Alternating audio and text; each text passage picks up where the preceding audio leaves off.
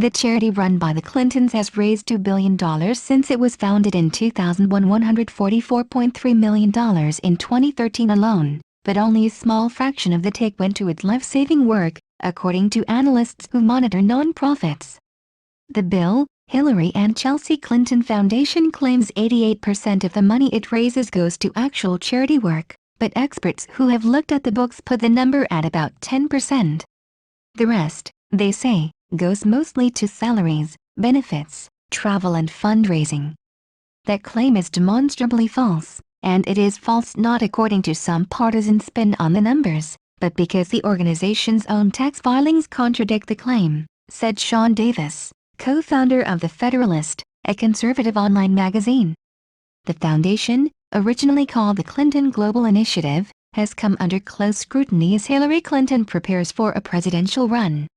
Revelations in the soon-to-be-released book, Clinton Cash, The Untold Story of How and Why Foreign Governments and Businesses Helped Make Bill and Hillary Rich, by Peter Schweizer, have spurred numerous media investigations into the relationship between Hillary Clinton's tenure as Secretary of State, the foundation's solicitation of foreign money and the ex-president's lucrative speaking engagements around the world. Clinton spokesman Brian Fallon defended the charity's work in Africa and elsewhere and said in a statement there isn't a shred of evidence that Hillary Clinton did anything to benefit Clinton Foundation donors while in office. The foundation has an unlikely defender in conservative newsman Christopher Ruddy, founder of Newsmax and author of the 1997 book, The Strange Death of Vincent Foster, in which he darkly theorized that the Clinton White House lawyer's death was not a suicide. In a recent post on his site called In Defense of the Clinton Foundation, Ruddy blasted numerous unsubstantiated, unconnected, and baseless allegations being made about the Clintons. The foundation raised $144.3 million and spent $84.7 million in 2013, allocating $8.8 million to grants for other organizations, Davis said. The Clinton Foundation's own IRS tax filings show the organization spent $8.5 million, or 10% of 2013 Albanian Lex expenditures, on travel, and another $4.8 million, or 5.6% of all expenditures, on office supplies, Davis said, questioning whether plane tickets, hotel accommodations, ink cartridges and staplers directly change lives. Organizations that rate charities on their effectiveness in spending donations on the causes they champion say gauging the Clinton Foundation is difficult, but they have raised flags.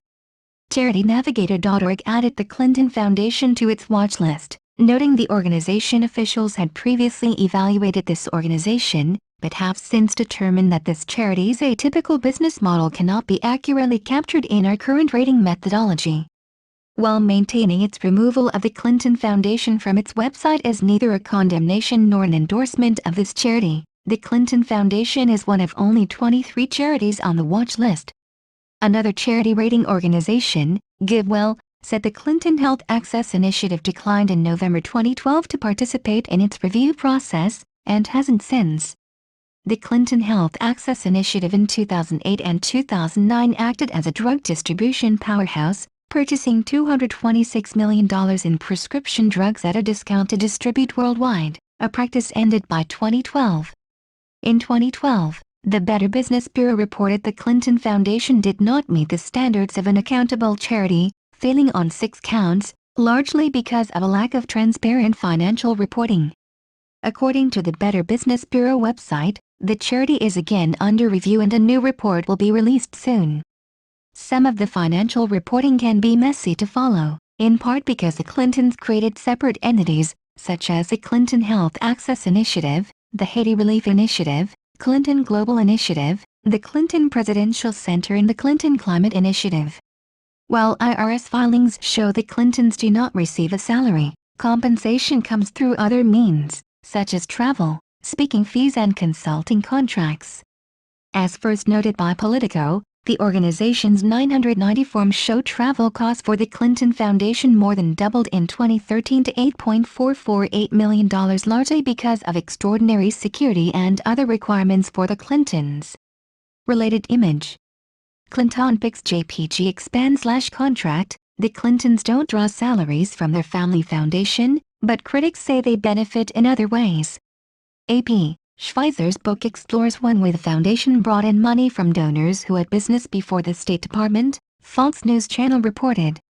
The charity accepted millions of dollars from the head of Uranium One and a firm promoting its stock, while the Russians sought approval from U.S. agencies, including the State Department, to take over the company. The deal had to be approved by the State Department headed by Hillary Clinton because the sale gave the Russians control of 20% of the uranium production in the U.S. During negotiations, Uranium One's chairman donated $2.3 million to the Clinton Foundation. Bill Clinton also reportedly received $500,000 from a Russian firm promoting the company's stocks for a speech in Moscow. None of these transactions appear in Clinton Foundation disclosures. A separate investigation by government watchdog group Judicial Watch revealed Bill Clinton earned $48 million from 215 speeches he made while his wife headed the State Department, and State Department officials, who were charged with flagging conflicts and ethics concerns, did not object. A Washington Post investigation revealed Bill Clinton's earnings for speeches were closer to $100 million. In another controversial deal, Canadian mining executive Stephen Dattels donated 2 million shares of the company Polar Resources to the Clinton Foundation, which the foundation did not disclose, and weeks later, America's Bangladesh ambassador reportedly used political influence to convince the Bangladesh Prime Minister to approve open-pit mining there, boosting Polar Resources' profits, according to the Wall Street Journal. It seems like the Clinton Foundation operates as a slush fund for the Clintons, Bill Allison, a senior fellow at the government watchdog group, Sunlight Foundation, told the New York Post. Rick Baker, a certified public accountant who has offices in Hawaii and Las Vegas and has served on several nonprofit boards, told FoxNews.com the foundation is not run like most charities. It sounds like another out-of-control family affair, Baker said. It is totally out of sync with charitable organizations' best practices. The 2014 fundraising numbers for the Clinton Foundation have not been released publicly yet, but the amount raised is likely to increase. In 2008, the Clinton Foundation raised $188.2 million, and that revenue spiked to $249 million in 2009. In 2010, while Hillary Clinton headed the State Department, the foundation's revenue dropped to $140 million in 2010, $56.3 million in 2011, and $51.5 million in 2012. Since she's returned, the foundation's revenue jumped back up to $144.4 million, Davis noted.